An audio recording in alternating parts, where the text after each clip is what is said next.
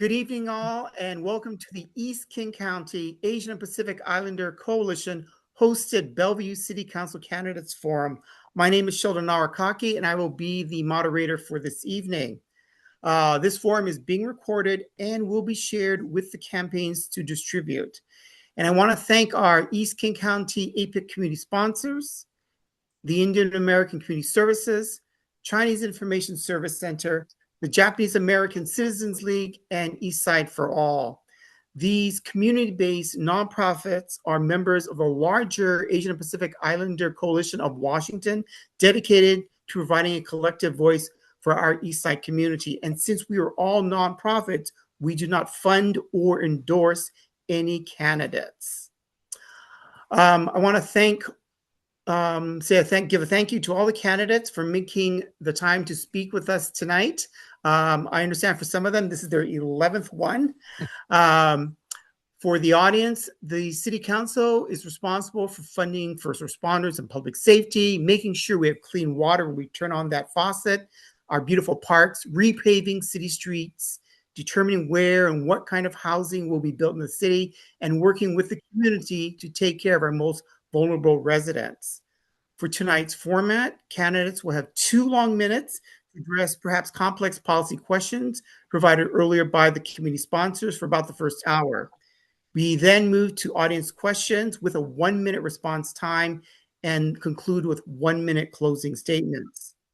For the audience, please submit your questions in the chat and the organizing team will sort through them. We should have time for 1 audience question, maybe 2. We have randomized speaking orders by council position by candidate. And I know all the candidates, you guys are all leaders and would love to be the first person to answer any given question, but we don't have enough opportunities tonight. I may ask follow-up questions or move us on to the next topic. So without further ado, let's begin with our first question of the evening on the subject of housing affordability. This past June, the City Council updated Bellevue's land use and city codes to comply with statewide housing laws requiring more density. The amendments allow for more middle housing options throughout the city, like duplexes and quadplexes. And they significantly upzone the Wilburton transit area for future development. The question is, do you think the City Council should have gone further, went too far, or got it just right with its growth planning? And what reforms would you pursue next year on the council to support your position? Okay, so we're going to start with the position 5 candidates, and we're going to lead off with Ms. Sumiti Diwaria. Thank you for trying. This sounds pretty good. Yeah. I love it. So I believe that that was one of the first actually issue. As soon as I was appointed, we had to work on as a team, as a whole council, as I'm trying to navigate learning on the council, also learning, working with different perspective, also stakeholders. I felt that the end results is just about right, just because I think that when we have a really ambitious goal, we do have to think about the following up work to any decision. I am a big believer in affordable housing. As for my business, I work with only marginalized groups. So, and half of that actually are living in deeply affordable, deep affordability. That's players housing. That's 0 to 30% AMI. And then half of them live in the workforce development, which is 80 and above AMI. So this is the mixture of challenges we have to face as residents, business owners, and also mother of 3. And also, I would love to see that next year when we have coming back to this round, we have more wraparound services for marginalized group, because we know that just provide housing is not enough. We need childcare, we need mental health support and other wraparound services. So make sure that not only they have the roof over their head, also the individuals that have to get extra support can have a permanent housing and permanent solution for a future growth for their career and the future dream they want to be. Okay, thank you. And going on to Mr. Rish. Yeah, thank you for the question.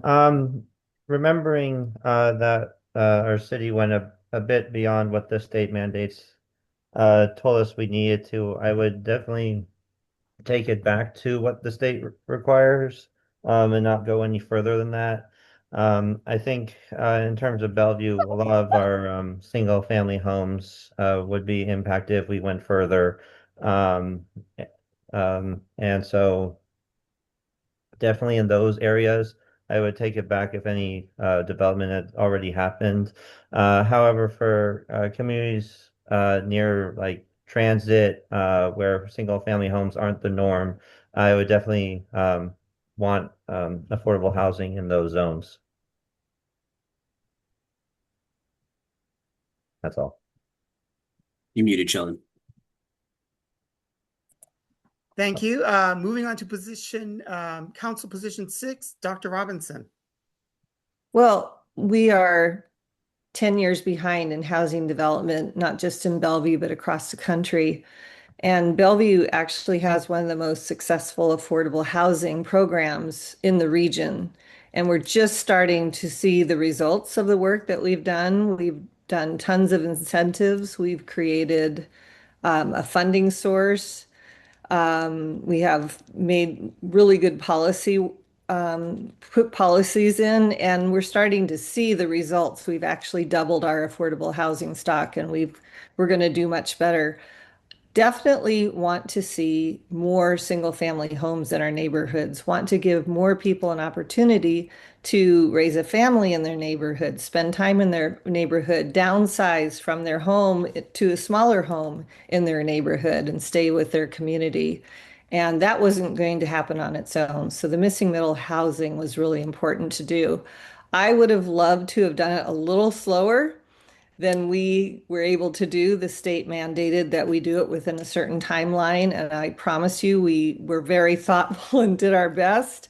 It's not perfect. I wish that, there are some things I would have done a little differently, but I'm happy with the result because we made progress. And already we're seeing some lots that might have had one mega house are now going to have three homes on it. They're not going to be affordable. If anybody thought this was going to bring affordable housing, they're mistaken. But just having more housing will bring the cost of housing down for everybody. So I'm satisfied and I'm eager to continue implementing our affordable housing work. Okay, thank you. Ms. Myers. I think we should first think about things that we can control as a city. We can't necessarily control how much actually gets built because obviously it's a challenging time in terms of the construction industry, but we can do things that help affordability immediately, like a No Surprises Act for renters. Things like that are things that the city council could be doing right now. We also shouldn't be ripping the rug out from our multifamily developers who have 12,000 units in the pipeline as reported within the last year. And what we're doing with the housing opportunities in mixed use areas update has the potential to change whether some of these projects pencil out. We've had a lot of protests from the development community about this. And also I want Bellevue to be a reliable place where people can trust that we will usher their projects through and not change the rules up in the middle of the game. Another thing that we're trying to do to counterbalance some of the issues with permitting our multifamily, where we have the most potential for housing that's not car dependent, is that we're planning an upzone specifically for areas that are near wetlands and areas with steep slopes, other critical areas like streams. And basically, usually you would have a reduction in the amount of buildable units based on the percentage of a lot that's wetlands. But we're talking about with a critical areas ordinance that's currently going through, it was just at Planning Commission, it'll be with council soon. That could be taken away. So we could have a selective upzone specifically in parts of Bellevue that are environmentally sensitive and very car dependent in most cases. And I don't know why we're doing this instead of focusing on making sure that we're a reliable place to do a large multifamily project. Thank you. Thank you. Okay. Thank you. Moving on to the position 1 candidates, we're starting with Mr. Clark. Hi, well, thanks for being here, for putting in all the effort to plan this on the planning side, as well as those attending. Thanks for taking time out of your evening. Middle housing is interesting to me personally. My wife and daughter and I live in what would have been called middle housing had it been built today instead of 1978. We live on the edge of downtown Bellevue in a next to extreme density. And I think that what the council did earlier this year was they took two things and they inappropriately combined them into one thing. The first was compliance with the state mandate, which was a necessity, and there were options there, and so we needed to go through a community feedback process and a deliberation process on planning commission and council to determine how to comply, because there were multiple options to do so, and I supported that. There were also points in which that same process considered things, in some cases, far beyond, although those were rolled back to things that were just moderately beyond what was required by the state. And in my view, it was inappropriate to mix those two processes. It was within the power of the city council to consider those changes at any time in the past decade if they'd wanted to. And I think a lot of neighbors that I have talked to found it inappropriate to sort of mix those two processes together. In my view, the bulk of the housing that we build in Bellevue, not just in my view, I mean, the plans on paper are pretty clear that the overwhelming majority of the 35,000 new housing units that we need to build are going to go into our growth corridors. They're going to be high density, minimum 7 stories, in some cases beyond that. And I think we need to keep our eye on the ball, because that's not only where the housing is going to go, that's where the portion of affordable housing that we're able to build is also going to go. So with that, I'll cut it off. Great. Thank you. Mr. Bhargava. Yes, thank you. First of all, I appreciate the opportunity to talk to you all today on these really important topics, and thank you for organizing this. I want to start by sort of emphasizing that the crisis in housing that we have in Bellevue is real. We really do need a lot more housing and a lot more types of housing at a better price point, so that many families who are here can afford to live comfortably, and many families who are aspiring to be in Bellevue get an opportunity to be in Bellevue. It is really important to underscore that when folks talk about slowing down the process of housing building and being really cautious. It's important that we are careful and considerate about how we lay this out, but that crisis is, can't be ignored. That said, it is a state mandate, and I think the City of Bellevue did a lot of careful consideration as we rolled this out. Really balancing, what's important from an infrastructure and requirement standpoint to making sure we're creating the flexibility for the many housing types that this is going to enable with middle housing. Many families have different types of housing needs, and middle housing provides that, and we should make sure that that opportunity exists for us across the city. It's also really important that we realize that there are things like you brought up Wilburton. We have done a lot of work, and I really appreciate the engagement from the development community, affordable housing advocates, and others who came together to provide the balance needed to ensure that we're getting, performance-based housing that can actually pencil in today's difficult environment. And those are things that, through the planning process and the council, we have really tried to get the right balance for. And that, will create the opportunity for us to get more housing even in this difficult market. Places where I think we could have gone further, I think, first of all, we did a great job trying to find the balance.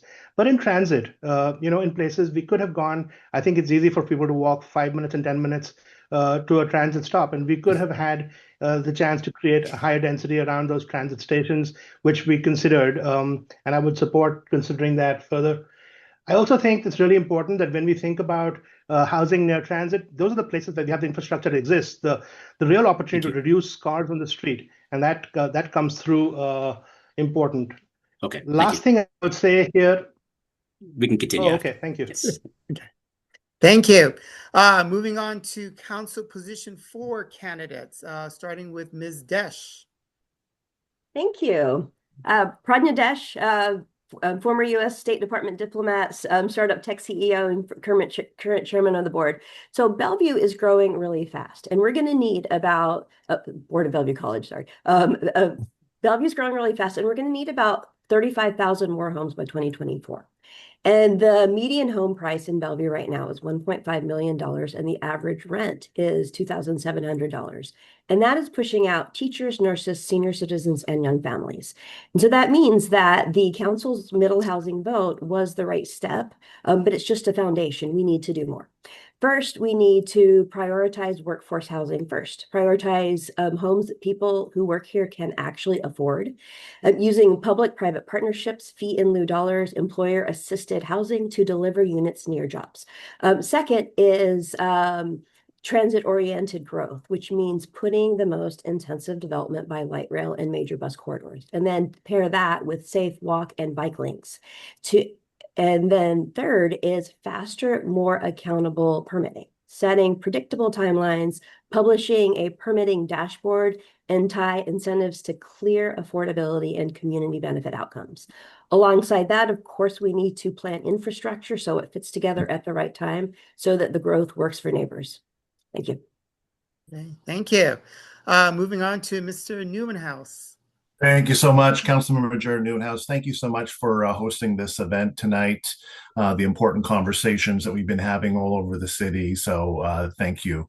So I'll touch on middle housing first. I'm not a fan of state mandates. That takes away local control.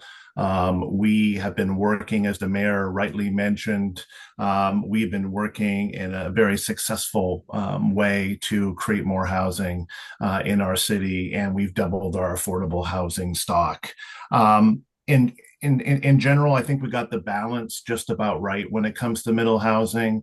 We now allow 4 units per lot citywide, up to 6 units near major transit or when it meets some affordability criteria.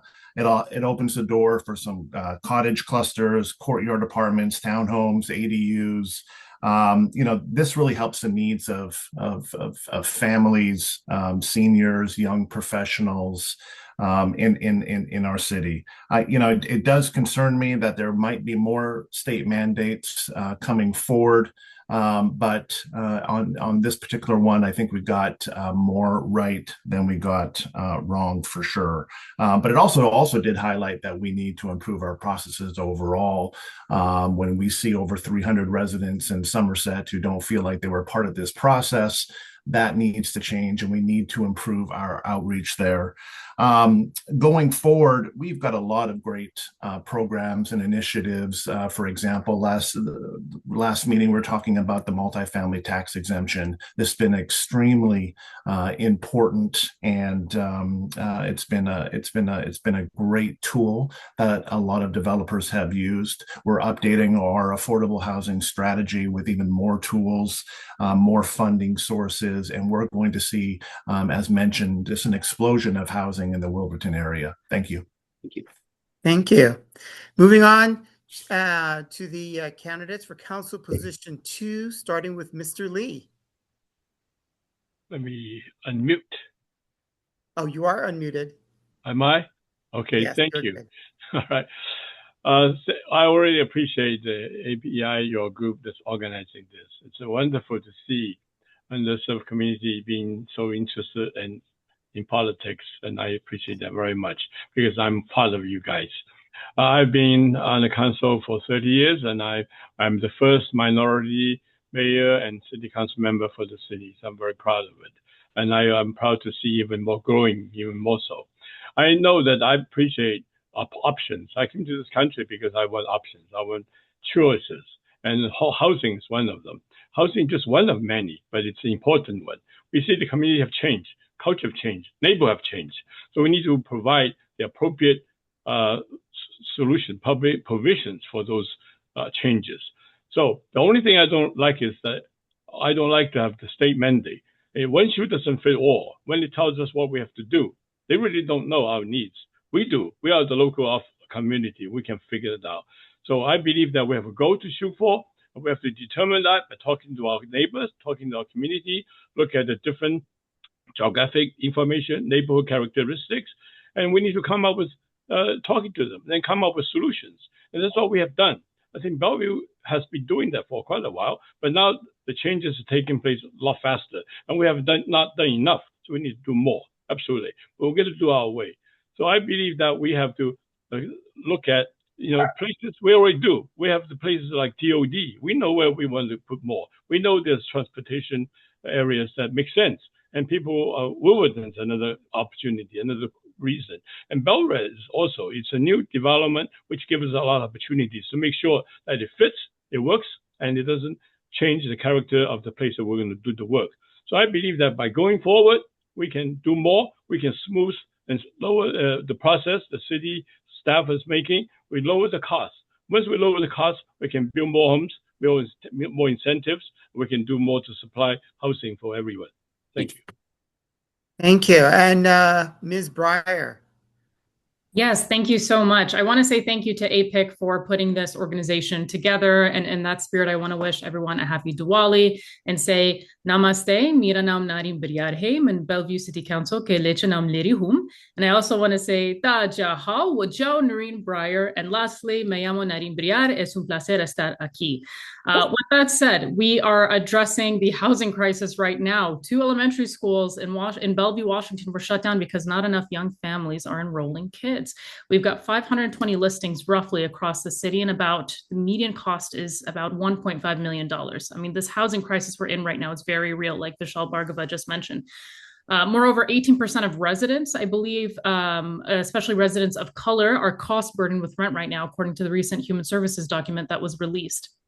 We have less than 15% of our firefighters that can afford to live here. I can continue throwing statistics and facts your way, but let me be very clear. I think we need more houses at a variety of sizes and cost, including townhomes, single-family homes, cottages, and so much more.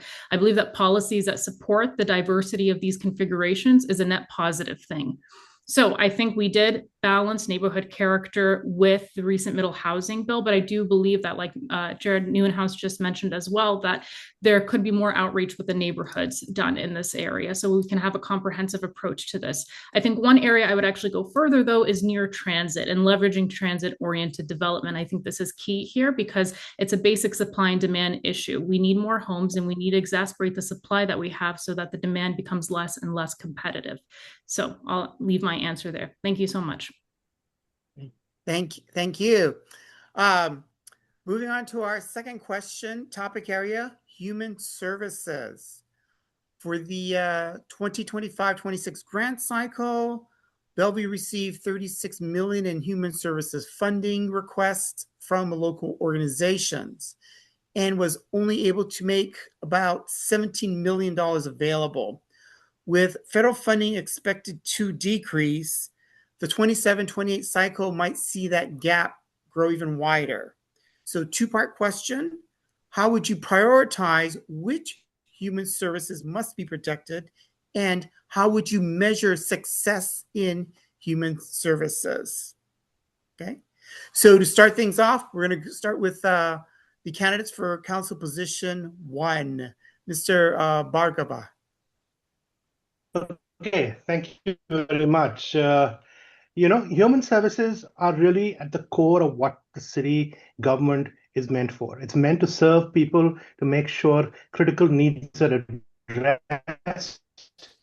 And critical needs are addressed for the wide spectrum of people that live in the city, for folks who have a voice, for folks who don't have a voice, for folks who participate in the public process, and folks who are difficult to reach as well. And it is really incumbent on the public process and city council to ensure that happens. That I see as the core responsibility. To your question specifically on what are the places where I would prioritize the limited funding that we have, I would say there are 4 areas I would call out. First, I would talk about places that are fundamental for people, food security and housing stability. Those are 2 areas where if we have human services requirements for organizations that are able to provide that, that becomes fundamental, because if you don't have those, people can't really live their lives. And that is one area I would prioritize. The second thing I would say is behavioral support, as well as people in crisis. Now, this can cut across a wide spectrum of issues, everything from domestic violence to mental health challenges to people who are facing drug-related challenges, people who are facing possibilities of eviction, and people who are also finding themselves homeless. These are all really, really important areas, and I would put them into one bucket of really important criteria that we have to support. And the last one, which is the fourth, for me, I would talk about youth and senior services. You know, a city can only prosper if the next generation has the support that we need to enable them. And then I would say it's really important that we find ourselves a city that is supporting our seniors, people who are on limited income sometimes, people who find themselves at a stage in their life they don't have all the support that they could and need the support they need. So those would be four areas for me that I would prioritize to specifically answer your question. Thanks. Yeah. Thank you. Mr. Clark. Yeah, this hit home earlier this week. I visited Essentials First, a organization put together to provide for hygiene products and things not covered by SNAP and EBT cards. And it was really striking because they mentioned something that dovetails exactly with the numbers that you just gave, which is that they typically are funded by Human Services in Bellevue every other year. In other words, there's about double the need as a kind of high level estimate. There's about double the need than what Bellevue's budget allocates for. One thing I think we really need to be careful about is as we go forward, we can hope that Bellevue's economy continues going gangbusters as it has for quite a while now. We haven't had a bust cycle in quite a while, but we do need to ensure that when that cycle hits, that we're economically prepared, that we're not put under so much budget strain that essential services like this that people depend on, their literal lives depend on, isn't put in jeopardy. And so I do think that just overall budget discipline is important as we consider this question, and very large expenditures around the city need to be examined in light of what kind of impact that may have on human services. Specifically, how do we measure success? I believe that what we should be doing is taking a careful look at when individuals in a particular state of need are regressing or staying the same or improving. And I think what that means to me is if somebody's housed, what can we do to keep them housed? And what kind of numbers do we have on that? If somebody is in a situation where they are living out of their car, are we providing safe parking so that they don't end up in a less healthy, less safe place? If somebody has no car, has no house, how are we ensuring that they have shelter, low barrier shelter, and if possible, housing options? And I think we can look at each one of those numbers and see how we're doing. Okay. Thank you. Moving on to council position 5, starting with Mr. Risch. Yeah, thanks for the question. You said 4 examples, right? Just want to make sure on that. For the question. Well, we weren't asking for 4 examples, but it was how would you prioritize which human services must be protected, and how would you measure success? Oh, okay. So as we talked about housing, it's a major issue right now. Houses are too expensive for people on limited income or up and coming families. So that's, I think, number one. Providing for education as well. I know we're at the top of the list for like how well we do education. Always can do better, and I know that's not really our department because but you know, more partnerships with education departments would be a great thing. There's also a program called TAMF, Temporary Assistance for Needy Families, that I think we could look more into. Because sometimes people are just in a rut temporarily and they need a little push to get themselves back on their own feet.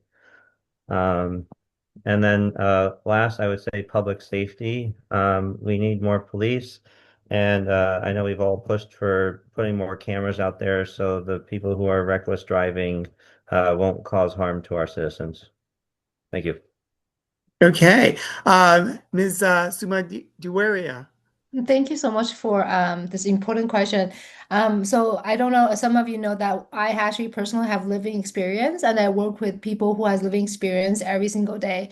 Having built a social enterprise with working with 30 different nonprofit partners and now serving the council where we support 40 and plus community agencies. I've learned prioritize human services is should be the both heart and the data because we need a compassion behind the work. First, on prioritize, I think that I believe there's three critical areas we should focus on. They are prevention, crisis intervention, and pathway programs. I believe that before any crisis hits, prevention keeps home stable and safe, especially the kids in our school district, also family that's in need.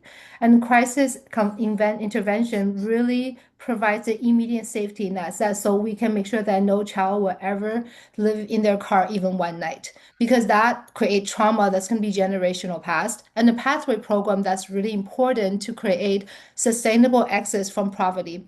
So I work with personally with BIPOC youth refugees and special needs kids with the school district and then I believe that upstream investment in prevention really save the downstream costs in the future. And then secondly, I believe the process must be community driven, also data informed.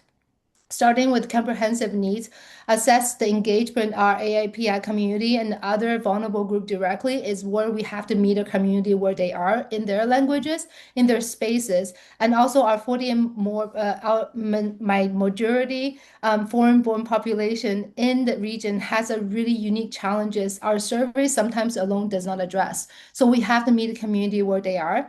Secondly, establish very clear metrics that's tied to outcome, not just outputs, because every human being, they are not a number.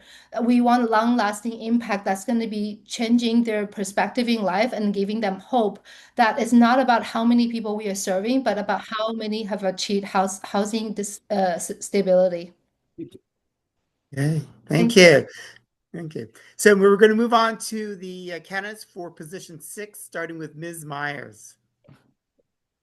Hello, thank you for the opportunity to talk about this. I think, as we face a very uncertain future, we don't know exactly what timing the need will arise. The issues with funding for SNAP, the issues with, support for childcare and early childhood programs. Things are, a little unpredictable just because we've been relying on certain sources of funding to have programs that the community depends on. And I think that just speaks to our need to be responsive and to have some flexibility in how we respond. We want to be able to fill in the gaps like right away so that people aren't left going without. I would say the things I would prioritize most are the immediate needs of health and hunger. And of course, there are so many other areas where, our various human services organizations, staff working on this are able to support the community. But, those two things, I think, really you can't let slide. And, it's so important that we also just keep track of where the needs are. Not all these needs are going to be losses of funding externally. Some of it could also be job losses and things like that that affect individuals in our community when they aren't expecting it. So trying to support people through a time of uncertainty to be a source of stability in their lives, I think is really important. I know they've mentioned for the recent mini City Hall report that there's some fears around interacting with the government now that may not have been there before. So we also want to make sure that we're reaching out through the communities in a way that gives people confidence that Bellevue is supporting them. Okay, thank you. Dr. Robinson. Thank you. I agree with my opponent's last statement there on access. I come from a healthcare background. I have a doctorate in physical therapy. And so when I talk about prioritizing, it doesn't mean I don't do everything. It just means what do I do first? And so for me, having been involved in human services for so many years, I actually have a degree in community services. I always prioritize the children and their family because the biggest deterrent to early childhood learning is stress. And the biggest stress is unstable housing, insecure food supply, things like that. And those are generational, as Councilmember Sumaduiria said, generational impacts. And so to partner with the school district as we do and try to reach the children and their families who are struggling and take the stress out of their life is really, really impactful. I'm always advocating for increased funding. You know, we went through a really tough time during COVID, and we actually spent down our reserves, increasing our human service funding and doing rental assistance. That was really risky. We did not know if we were going to get that back, and that was one of the last tranches to come from the federal government when we got reimbursed for all that. But we took that risk because we knew how important it was to keep our communities together. And with measuring success, I was on MID for I think 10 years, and that's a mental illness drug dependency board with the county. And I actually instituted a program where we changed the applications that the applicant has to talk about what their goals are. Well, how do they measure success? I will have done this with the money by the time we're done. And so that's how I like to measure success, is let the provider tell us what success is for them. Okay, thank you. Moving on to council position 2 candidates, starting with Ms. Breyer.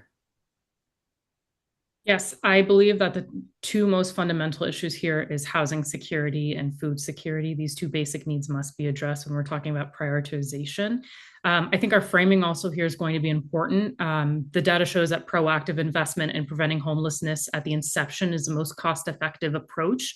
And you know, the number of high school students, I believe, experiencing homelessness has increased something by 200% over the past 10 years. I mean, this is a dramatic jump. We have to invest in our partners that have been displaying successful metrics in their programs to address housing security. One instance I want to bring up is actually for tomorrow's Safe Parking program. It witnessed a 97% success rate in converting families experiencing homelessness to permanent supportive housing. This is incredible, but they're currently displaced and they need a new location, and it's going to take proactive leadership to help them transition. And I also think we have to invest in innovative solutions that actually work. So successful metrics include looking at the throughput of these programs and successful transitions from homelessness to stability, like the metrics I just previously mentioned. When it comes to funding, listen, this is a huge issue. The federal government actually provides funds in the form of housing and urban development grants, specifically something called CDBG, the Community Development Block Grants. This is going to leave a huge gap in our funding because the Trump administration has actually proposed huge cuts to this. So we might see a huge gap because of this. I'm proud that I'm the only candidate in this race that has not donated $50,000 to Donald Trump's inaugural committee in 2025. And I'm proud that I'm the candidate in this race that has the values aligned with the human services, with the hard work that commission is doing, and with the concerns of many residents around Bellevue.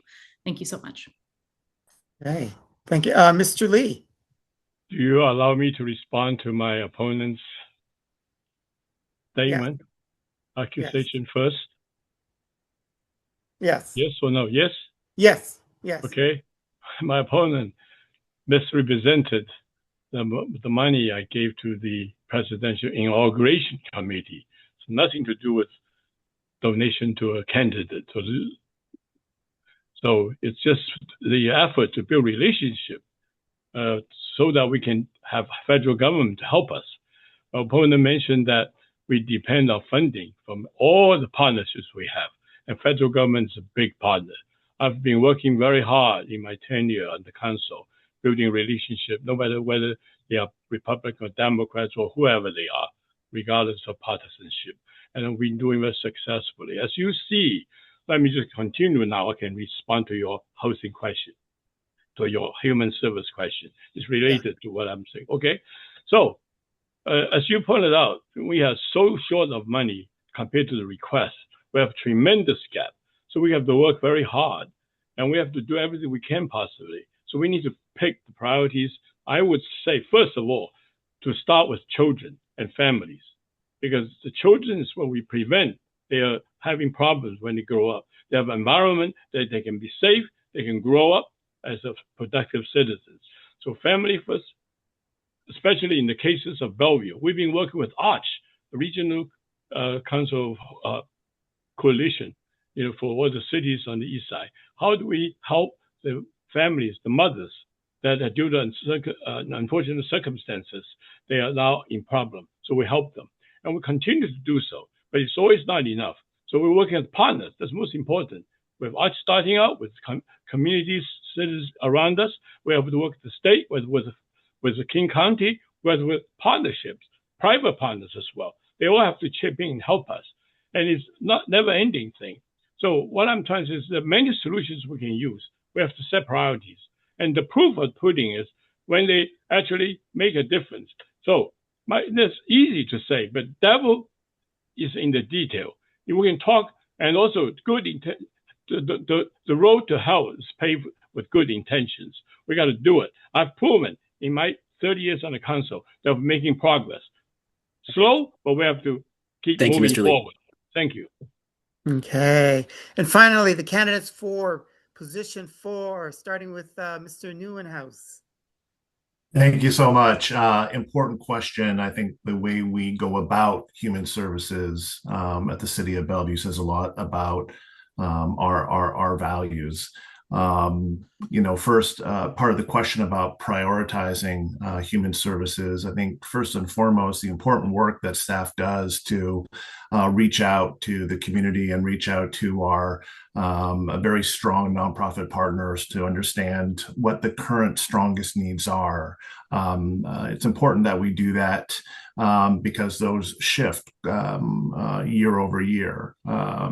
Coming right out of the pandemic, mental health and behavioral health was top of the list. It's still very high, but obviously we also have issues like homelessness and housing, food insecurity that's been mentioned, and many other issues that we need to continue to address.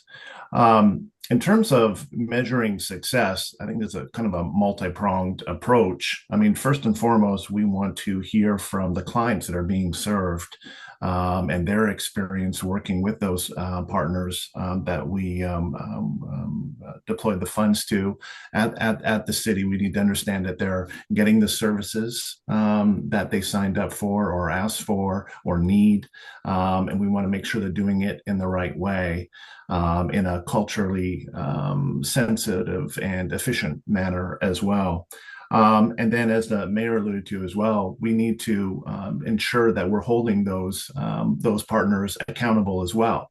We want to make sure that they are deploying the either the money or the services as they committed to doing when they went through the application process to receive those funds from the city. And then lastly, on the metric side, we need to understand how many were served, what the outcomes were, and what their argument is going forward to receive even more money. And also those metrics will inform us about how we can hopefully further help upstream any of these issues. Thank you. Thank you. Thank you. And finally, Ms. Desch. Thank you. While the federal government is threatening or removing funding for programs that our residents urgently need, this is such an important question. So in my work as the chairman of the Bellevue College Board, we see urgent needs, especially among our students, but it's also among our faculty and staff. So here's how I would prioritize is first is housing stability, and it will include housing affordability in that. And then second is food security, especially for children and families. And then third, mental health and behavioral supports. And then fourth, youth and senior services. And how do we measure success? It's really important to measure outcomes, not efforts in each. So make outcomes and data more transparent with dashboards, with meaningful metrics in each category. And finally, we need to advocate at the federal and state level. And as a former U.S. diplomat, I can't stress that enough, is we need to use our existing relationships in D.C. and Olympia to get more resources here. Thanks. Thank you. Moving on to our third topic of question, economic development. So Bellevue is now estimated to have a gross regional product of about $55 billion with an area median income of about $158,000, right? So our large employers or the venture capital-backed startups do get a lot of attention, but City Hall has also explored various proposals to help our small retailers benefit from the economic boom. So what one or two concrete reforms would you support next year to assist our small and mid-sized businesses? And then for this, we are going to start with our candidates for council position 2. So Mr. Lee, please lead things off. Thank you. This is a very important issue to talk about. Without economic development, without healthy economy, we cannot do anything. All the good things we talk about, human service, about things that we want to do, housing, so on. So we need to be sure that our economy is healthy. Our people have opportunities to be prosperous. And we know 90% of business is small business. And I know a lot of people who are in small business as an immigrant. Many immigrants start and actually are small business. So they ask me how to do it. They have language problems. There are immigrants coming. They have process problems. They don't know how to work with government. So I do the best I can. I talk to the staff and make sure they understand what's the challenge, what's the problem. One thing to do is I have to build a strong base of the minority small business through SBA. They have this, SBDC, and they have a minority W woman business, and they have the minority MDC to help. All these people are the people who have the resource, understand, and we have to also develop the small business community to give them the capacity, teach them how to build capacity, how they can then provide the help to others, including themselves, to get through the process, get through the barriers, language and everything else to do with it. So I believe that's what we need to focus on, need to do more, encourage big businesses to provide the base, the small businesses will survive because people are coming to Bellevue to live, they're coming to Bellevue to work, coming to Bellevue to do business. Thank you. Thank you. Ms. Breyer. Yeah, I really want to help preserve the character of our businesses here in Bellevue, specifically all the local cafes and cultural markets. Crossroads, as we know it, is going to be redeveloped. I'm proud to have the sole endorsement of a lot of the ethnic markets around Bellevue, specifically Apna Bazaar, Eastern European Grocery Market, and LA Superior Latino Market, Crossroads, and other areas. Because a lot of these places are going to be displaced as the redevelopment and reconstruction is happening, I'm proud to have their endorsements because a lot of them don't understand the various policies that we could implement. So one specifically I have in mind is getting creative and finding solutions on the back end, like developer incentives to help these businesses returns or secure priority in doing so once the reconstruction is finished. Some of these businesses, again, really had no idea that these kinds of solutions even exist. And I'm proud that a lot of my campaign has mobilized a lot of the Russian-speaking and Eastern European communities in Bellevue. Another policy is public and private partnerships with the larger corporations. I personally have spoken to and I know a few Chinese and Armenian-owned startups that have endorsed my campaign who have shared interest in providing funds and grants towards affordable retail spaces with businesses. I think, as we're talking about complete communities and accessibility, it isn't just housing, it's also affordable retail space. It was a recent study that came out of the City of Bellevue in June of 2025, I think it was, that said the biggest barrier to small businesses was actually affordable retail space. So I think we have to invest in market solutions to this problem with the 2 solutions I proposed. Thank you so much. Thank you.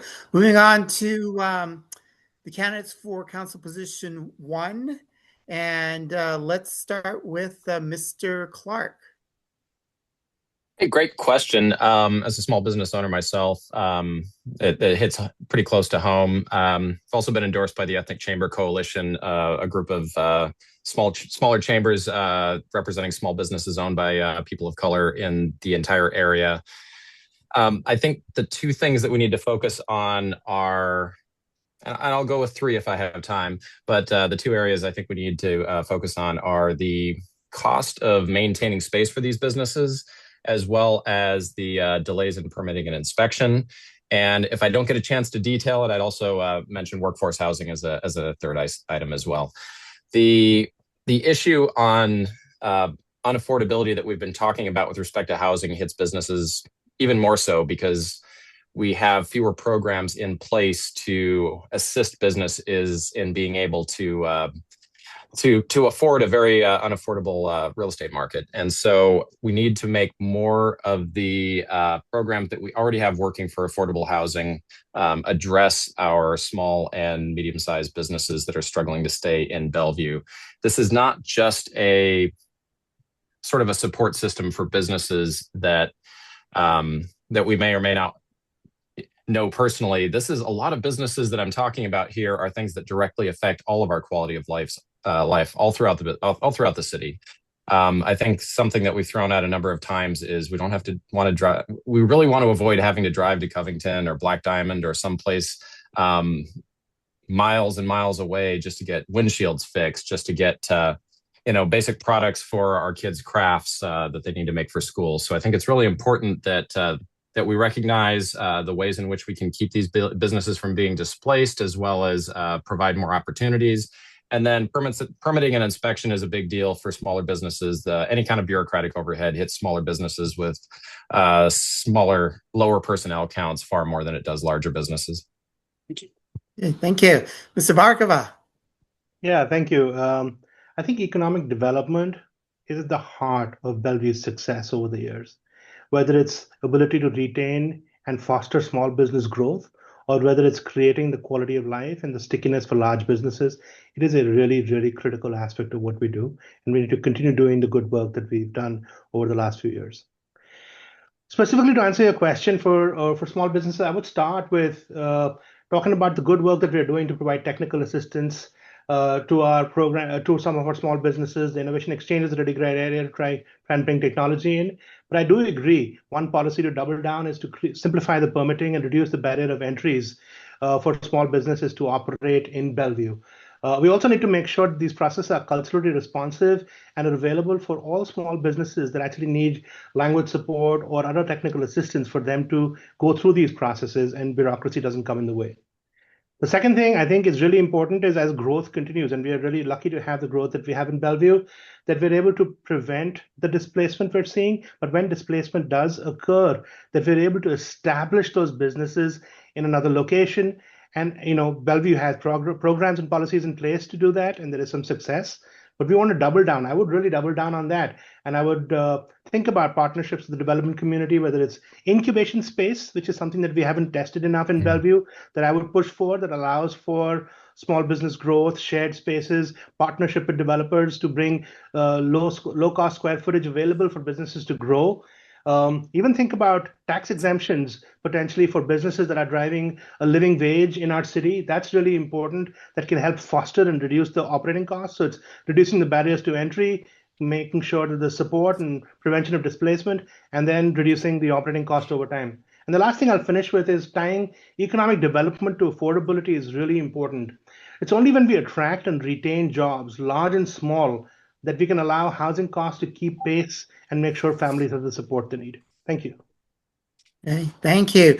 Moving on to the candidates for position 4, starting with Ms. Desh. Hi. So I've led and sold 2 small businesses in Bellevue. One was a law firm, the other was a small tech company. So this question is really important to me. And there are several things that we can do. The first is connecting the dots for small businesses, and that's connections to resources, training, as well as investment opportunities. And the second is reducing red tape, especially the parts of process that add cost, but not add value. And having been a business attorney in this community, I can tell you there's a lot that adds cost for small businesses that it doesn't need to be the case. And then a third is that we have in Bellevue Startup 425, which connects business owners with free mentors. I'm a mentor in that program. And I think it's really important that we expand this and expand this type of business training.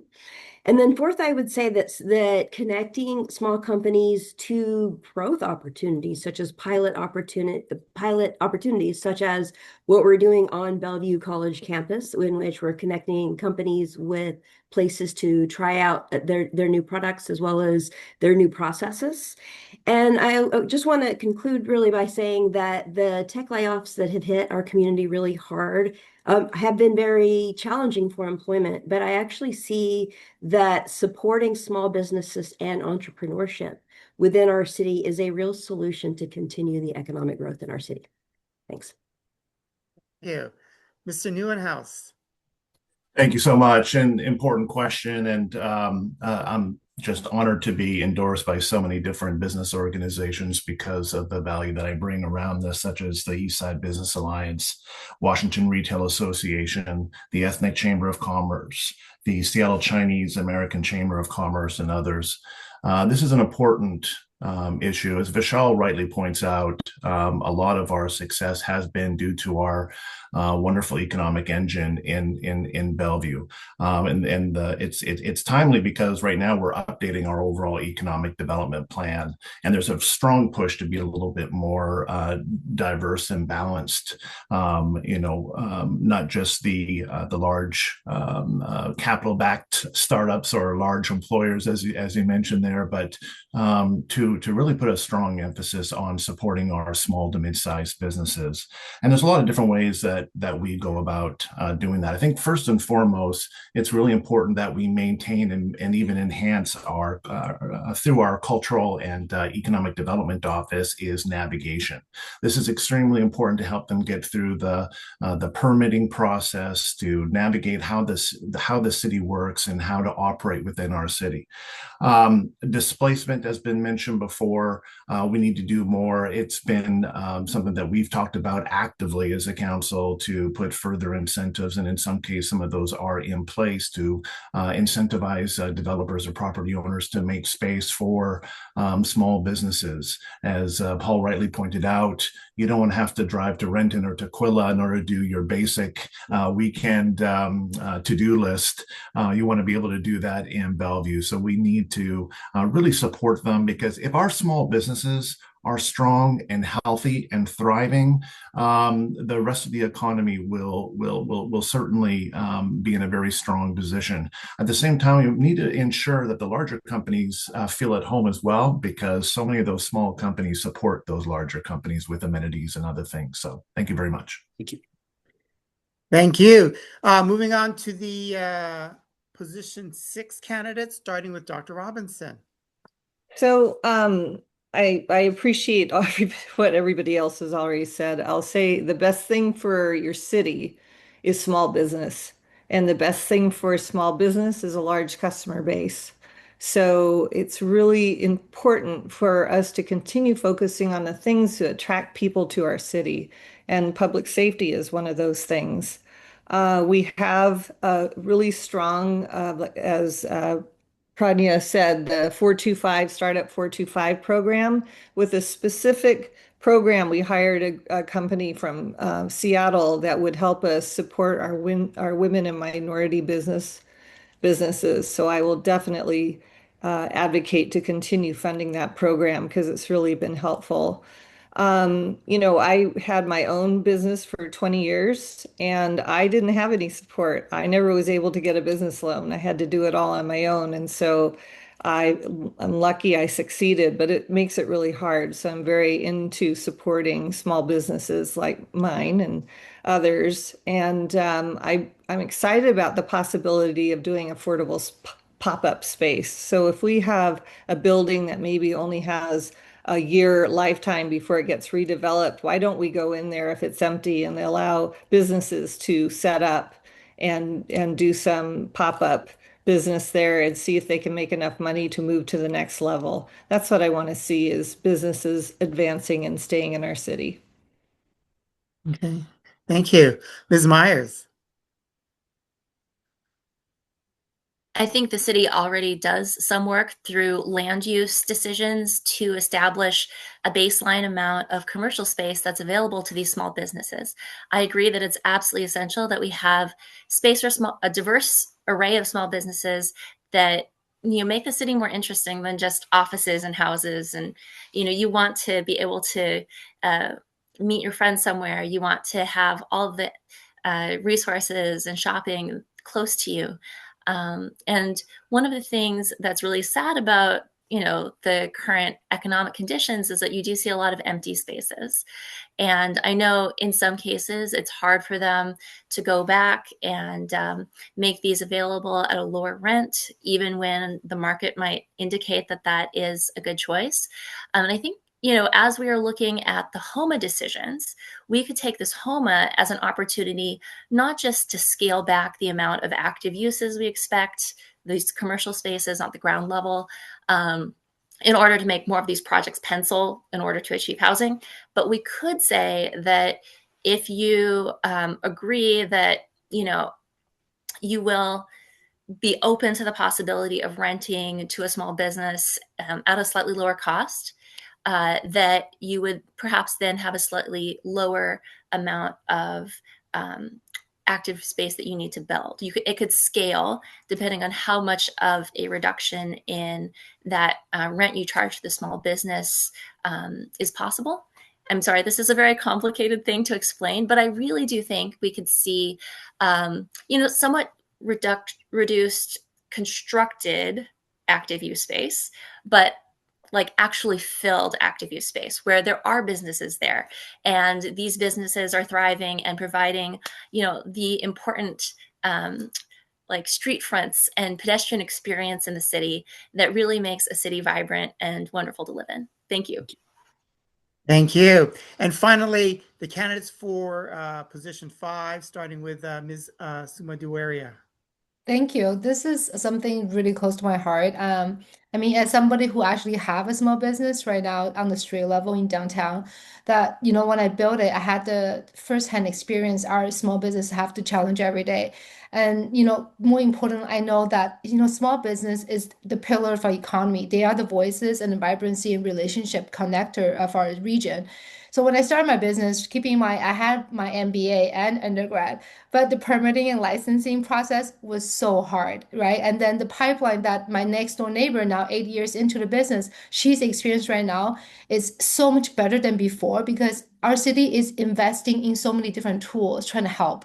That, right now we have a small business manager who focus on small business permitting and licensing, which cut through so many steps that we have. Because I remember, before that we have to go through 5 departments for a simple step to get response. So I think that streamlining permitting and also licensing is a really key element, how we can fast track existence of a business. And second of all, really tackling the workforce housing, because we know that over 140,000 workers are commuting every day to Bellevue.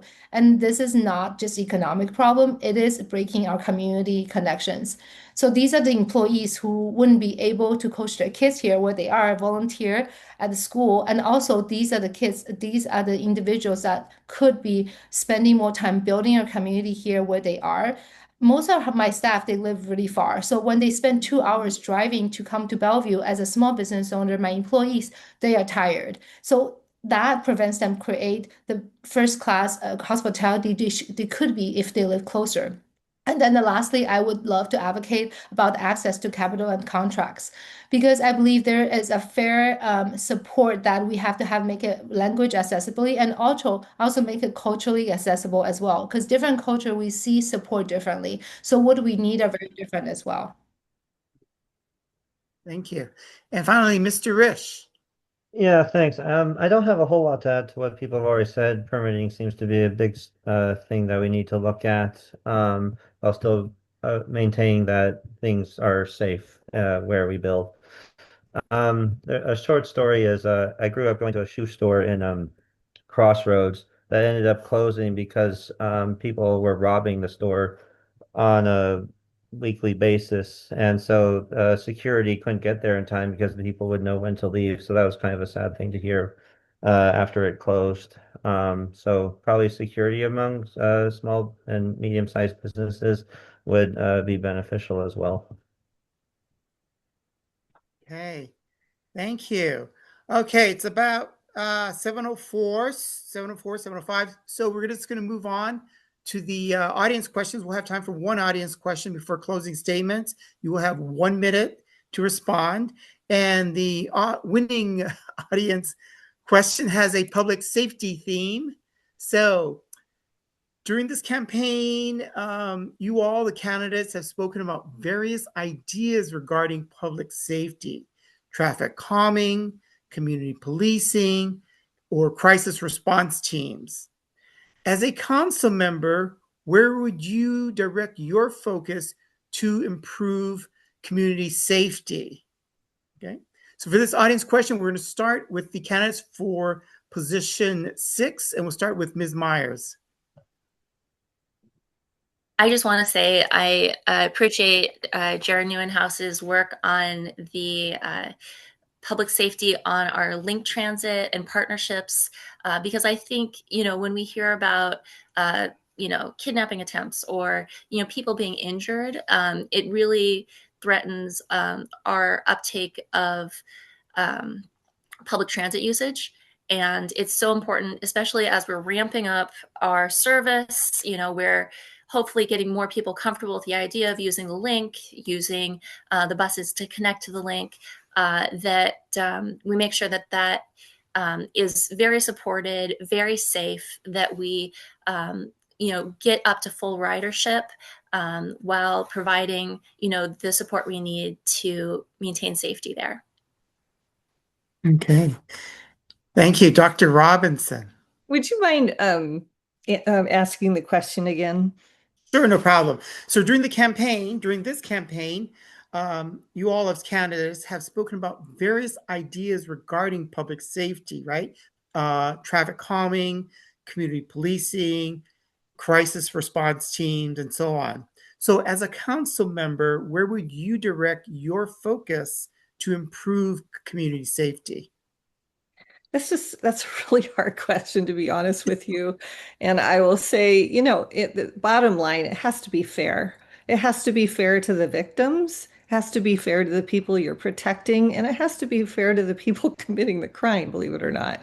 And I'm really proud that our city has a multifaceted approach to try to guarantee all of those things. First of all, we fund our police well. We give them the equipment that they need to do a safe job, do a good job, and be safe doing it. We've contributed to the crisis units that are so amazingly successful, and we have not had the suicide by cop situations that we used to have every year.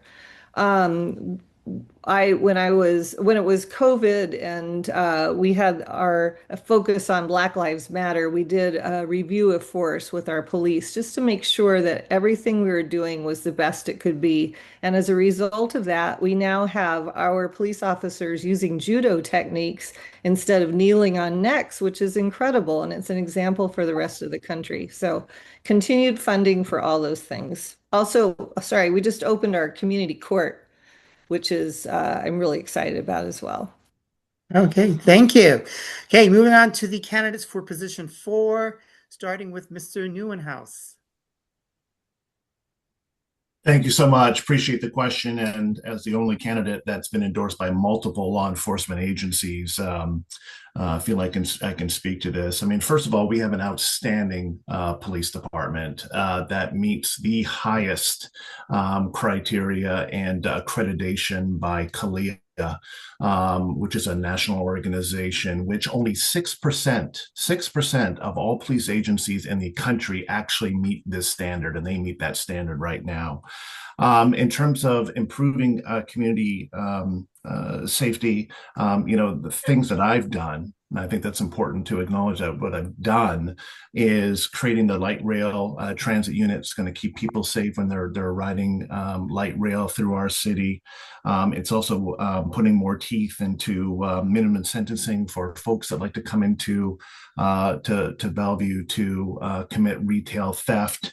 And it's really about also just making sure that we are constantly supporting our first responders that are putting their life on the line each and every day. That means a lot, and that helps with recruiting and with retention of officers. And we need more officers in the city of Bellevue. Thank you, Ashwin. Thank you. Ms. Desch. So even though Bellevue remains one of the region's safest cities, many neighbors still don't feel safe, especially around parks, garages, nighttime activities, and downtown. And so we need to keep what works and fix what doesn't. And that means expanding high visibility patrols, lighting, cameras and hotspots, and publish a public dashboard on response times and case outcomes. And I also like one thing that Mayor Robinson mentioned regarding the co-response teams is I think we really need to scale those because I think we've seen a lot of success in those so that officers and clinicians can reduce repeat crisis calls. And then next is protect victims by prioritizing domestic violence cases and enforcing protection orders. And we need to pair that with enforcement with prevention, youth programs, safe corridors, help for small businesses, as we talked about before, and so we can reduce calls before they happen. Safety is non-negotiable. Thank you. Moving on to the candidates for position 2, starting with Ms. Breyer. I'm excited to talk about this. So we have a decreasing crime rate in Bellevue, but folks still don't feel safe. Bellevue actually has less police officers per capita than Seattle. So I believe we need to invest in our police force and ensure that they have the resources they need to keep our crime rates low. And I'm proud I've also stated this explicitly on my website. Believe it or not, housing is actually kind of important here. In Dallas, I grew up with a police officer next door, and I would call him every night. I watched a scary movie when I was a teenager, and I would cry and ask him to come take a look at the house. And he was really annoyed with me, rightfully so. But unfortunately, and I share this as my sister's death anniversary is coming up. When my older sister passed away when I was 12, and she was 16. It was him and his wife who came in the house and held my hand and took me to the hospital to say goodbye to my older sister. If we can make sure that the people who serve and protect us can live near us, we can build a comprehensively more safe city. So invest in our police officers, make sure they can live near us. Thank you. Hey, Mr. Lee. Thank you. Well, public safety is number one for me. The city of Bellevue has been doing very well. That's why people come to live in Bellevue. That's why people continue to move here, because they feel safe. We must fund them adequately, not just adequately, but fully. What they need is what we have to provide. There's no second. But the only thing that city can provide, government can provide, is public safety, because you cannot have private forces. They can have private safety. It doesn't work. So we have friendly officers here. We used to have officer friendly that goes to all the schools, the school resource officers. They make people feel, the young people especially, that police is on their behalf. They're friends. It's not their enemies.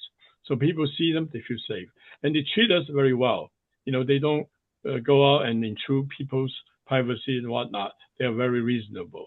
And, I remember once when I was in Seattle, I just drive and subconsciously.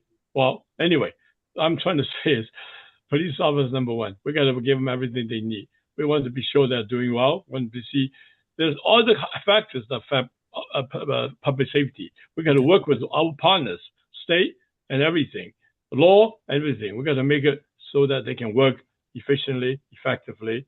And thank you, Mr. Lee. Thank you. Thank you. On to our council position 5 candidates, starting with Mr. Risch. Yeah, thank you so much for this question. So as Conrad said, safety is number one. Without safety, we don't really have a city. I would say, as people mentioned, cameras in speed zones where racing has gone on is definitely a priority. Continuing to pay well and incentivize those who live here to become police officers. I would say it'd be step 2. That's more of a cultural thing though than a policy thing. And then there was one time I was talking to companies like, make sure we incentivize them for what they do on the job and not what they get while off the job. So again, a cultural thing. But I'm really proud of our police officers. I think they're doing an amazing job. I actually have a high school friend who's a police officer in Bellevue. And yeah, they absolutely do feel supported by this council now. And as I've talked to them. And so I appreciate all the council has done as well. Thank you. Ms. Sumadu Waria. Hi, sorry, I had a little special guest, but as you see, Yeah.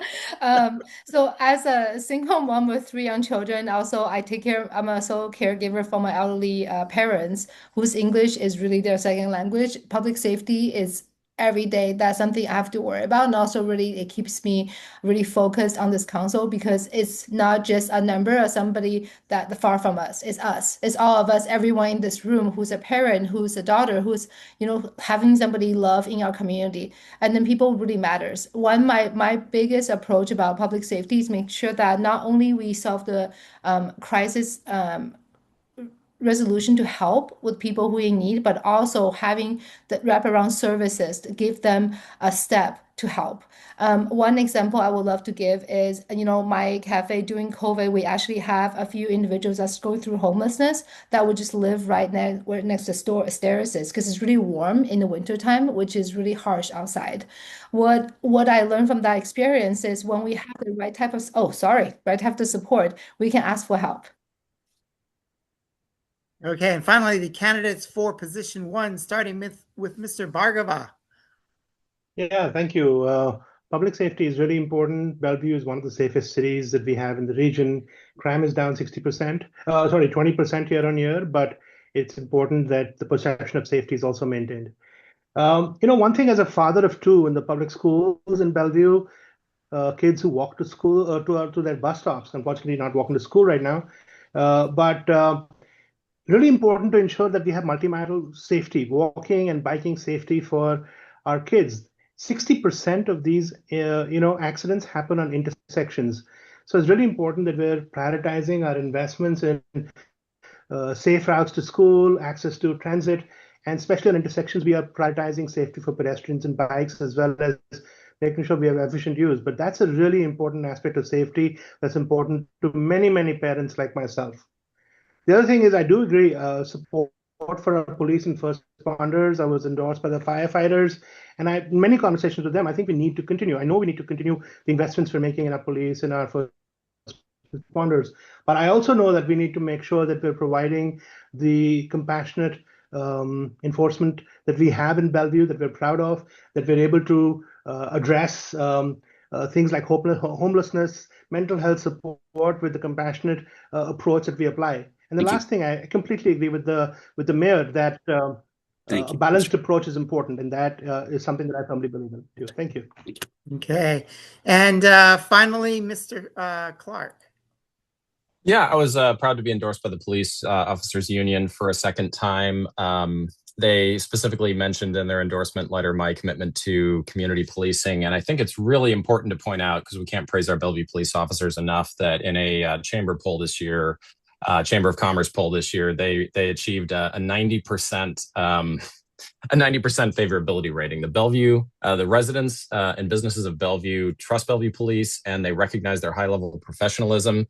And for me, what that tells us is that we need to make their lives more reasonable. It's never going to be easy being a cop, but more reasonable by fixing the staffing gap. We are generally about 10% down from the 205 sworn officers that we have budgeted. And oftentimes cost of living comes up again and again as the reason why we can't keep young officers on the force. It's not just a matter about filling the gap, though. We want to make sure that we are able to hire the best. We want to make sure that 90% number stays there, that the community continues to trust our police officers, and that they are able to do their jobs. Okay, thank you. Moving on to closing statements. Okay, so in 60 seconds and 1 minute, give us a brief statement about why the voters should choose you. And we'll start with position 4 candidates, Ms. Desh. Thank you. Friends, I'm Pradnya Desh, a former U.S. State Department diplomat who's negotiated trade deals starting at the end of the Clinton administration to advance economic growth and human rights. And now as the chairman of the Board of Trustees for Bellevue College, I'm responsible for stewardship and accountability. And I'm also a tech CEO who has built teams and sold to companies. In doing that, delivered results by listening carefully and acting decisively. And that's the approach that I'll bring to Bellevue City Council. Across my federal, state, and local work as an attorney, I've learned a simple truth. public institutions must listen and be accountable for results. Budgets need to be tied to measurable outcomes, detailed on clear public dashboards, and that's how we earn trust. We need to do that by pairing data with efficiency and empathy for people who are affected by every decision. I hope to earn your vote. Also, I'm having a Diwali party tomorrow. Come look on my website and come join us. It would be awesome to see you. Okay, thank you. Mr. Newenhouse. Thank you so much, and thank you for hosting us again tonight. You know, Bellevue thrives when we take a nonpartisan approach to balancing growth with common sense, protecting the character of our neighborhoods while expanding housing options, ensuring safety, diversity, affordability, and opportunity for all. And that's why the Seattle Times, when they wrote in their endorsement of my race, hands down, and this is a quote, Jared Newenhouse has earned a third term on the council for his years of constructive commitment to the city and to public service. I'm proud to be endorsed by a broad coalition of trusted organizations, neighborhood leaders, public officials from across the political spectrum, from labor unions and first responders to industry associations and community groups. They know my approach, they know my record, and they appreciate that collaborative approach. They know I deliver results, and they know I'll keep fighting for a Bellevue that works for everyone. Please learn more about my priorities, my accomplishments, my endorsements by visiting jaredforbellevue.com. I'd be honored to earn your vote once again and continue to serve this incredible city that we all call home. Thank you. Thank you. Moving on to position 2, starting with Mr. Lee. Okay, thank you. Bellevue welcomes the world. I'm Councilmember Conrad Lee. I'm the longest serving council member in Bellevue, and I'm the first ethnic minority mayor of the city. And I've lived in Bellevue for 58 years. I've led Bellevue to gracefully from a bedroom community to a multicultural, booming urban center and technology powerhouse. I've been the most trustworthy vote on the city council for lower taxes, cutting wasteful spending, supporting public safety, and fighting crime while creating jobs and vibrant economy. Because of my fiscal policy and good financial management, without overtaxing the residents and businesses, Bellevue has the lowest property tax rate among comparable cities in the region. With my proven experience, seasoned leadership, steady hand, and collaborative approach with colleagues and with community partners, I shall continue to lead Bellevue forward. I'm honored and proud to have the support of people who have elected me 8 times, and Bellevue firefighters and Bellevue police officers, and many of the residents who have trusted me and have supported me over the years. Thank you. Great, thank you. Ms. Breyer. Yes, thank you again for the opportunity. I'm proud that my campaign has brought together voices from across the political spectrum, from conservative neighborhood leaders to moderate electeds and even progressives, because people recognize we need pragmatic, data-driven leadership. That's why the Seattle Times endorsed my race, stating that Noreen Breyer had a sophisticated understanding of local government and is well informed about many of Bellevue's issues. That's why I'm honored to have earned the trust of various leaders like Congresswoman Susan Delbeni, Usman Salah Hadeen, Senator Vandana Slatter, Amy Wallen, the mayors of Bellevue, Redmond, Kirkland, and so much more. Our city has incredible potential, but we have to ensure that we have a dedicated leader to keep our city safe, inclusive, and fiscally responsible. Voters deserve a representative who does their homework and understands the implications of their votes. My generation now will inherit the policies and the consequences of today's decision, and I'm ready to roll up my sleeves and build a Bellevue that serves us all. Thank you. Okay, thank you. Moving on to position 5 candidates. Ms. Sumadiwario, please go. Hello, thank you for being here tonight. I like your families and many of us here in this room. I came to Bellevue seek opportunity. We build business with our hands and raising kids between the two cultures and creating the communities within the communities. And this shared journey is why I'm here. Through building a social enterprise award-winning and serving on the council since April, I've worked alongside refugee families, empowered my minority students, and partnered with other small business owners who work twice as hard and deserve twice as recognition. And these are our stories with everyone in this room and our struggle that becomes strength. We are the minority before, but now we're the majority of the city. But also together, we are the heartbeat of Bellevue. That we are powerful because we are essential, and then we are the future as everyone in this room and everyone in this community. That we ask for we ask for your vote because together we will write the next chapter together through hardship, challenges, but we know the future ahead is going to be really encouraging. And together we're going to win this thing. Thank you. Hey, Mr. Rish. Yeah, thank you so much for the invite and thank you for putting this on. I would say as a resident of Bellevue for 30 years, I've seen many wonderful things change here. But I also want to make sure certain things stay the same. Our parks are absolutely beautiful. Our tree canopy needs to continue to grow, and we need to be able to have everyone's voice heard. As someone who's a millennial, I want to make sure my generation gets represented. I would say, but I don't have a whole lot of time, but thank you so much to everyone here who has continued to teach me what it means to be a voice in Bellevue. I've learned a lot by having time on these panels, and I will continue to grow in my knowledge. And I hope the city will continue to do the same with me. So if you vote for me, I will continue to listen to your voice. Thank you. Hey, thank you. On to position 1 candidates, starting with Mr. Clark.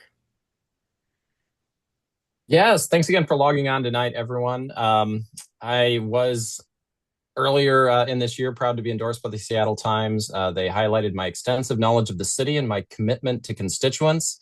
With respect to knowledge, that was a 10-year process. I spent nearly a decade on Bellevue boards and commissions, learning how the city works and how to deliver results. With respect to commitment, knocked on 6,000 doors when I ran previously, knocked on another 6,000 doors, my campaign and I, although most of that's me, in a short election cycle this year. And it's really crucial because voters need to have the opportunity to speak with those that they elect to serve them. Also proud to be supported by Bellevue residents and businesses, where the overwhelming share of my campaign donors are from. And don't take my word for that. Please check out pdc.wa.gov to see who's funding all the campaigns. I also think my background as a small business owner, author, teacher, consultant in wireless communications, that's really crucial to tech in our community. And I think council would benefit from somebody who's designed analog digital circuits, written tens of thousands of lines of code. With that, though, I'll say thank you. Please join me, Clark for Bellevue, and thanks for listening. Have a great night. Thank you. And Mr. Bhargava. You're muted, Oh, sir. you are muted. You're muted.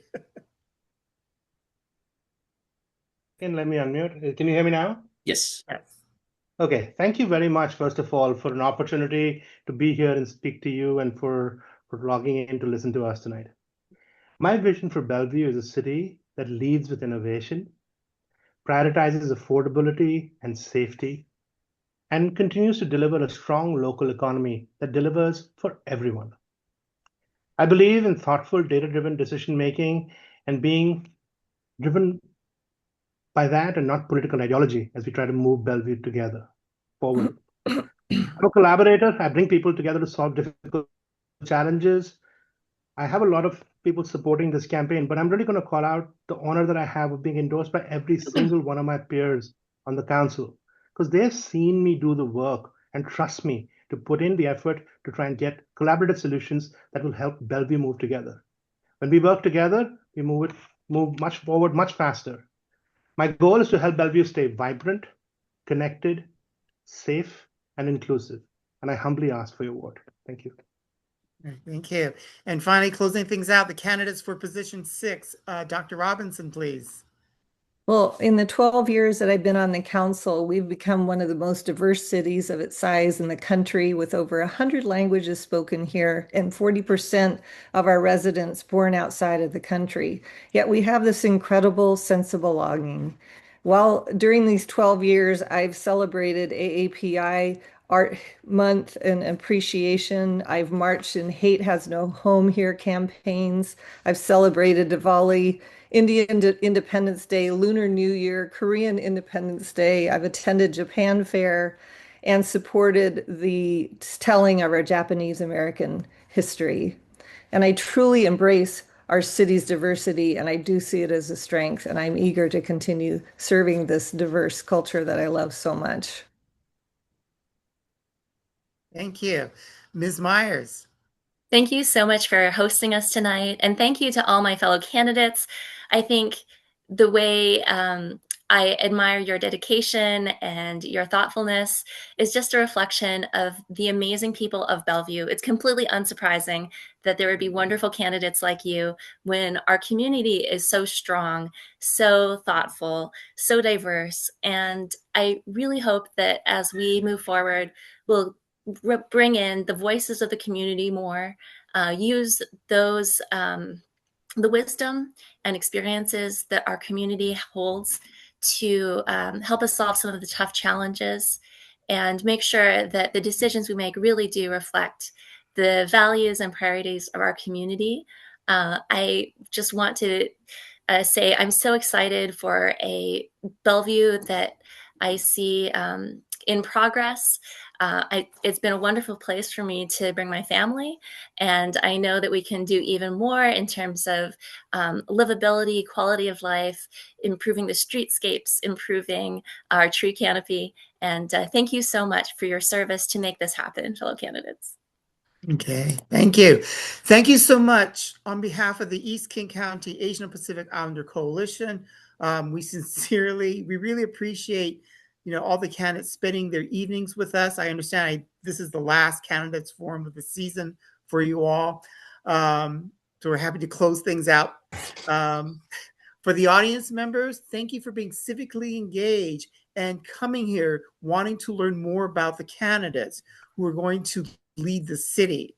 Now, as a civic engagement bonus, the API Coalition of Washington will host a virtual roundtable with the Asian American Pacific Islander State House and state members next Thursday, October 3rd at 2 p.m. That link will be shared with our mailing list. And I think we've got confirmed Representative Janice Zahn, who used to be on the Bellevue City Council. And I think Senator Moncret Dinger will also be there too.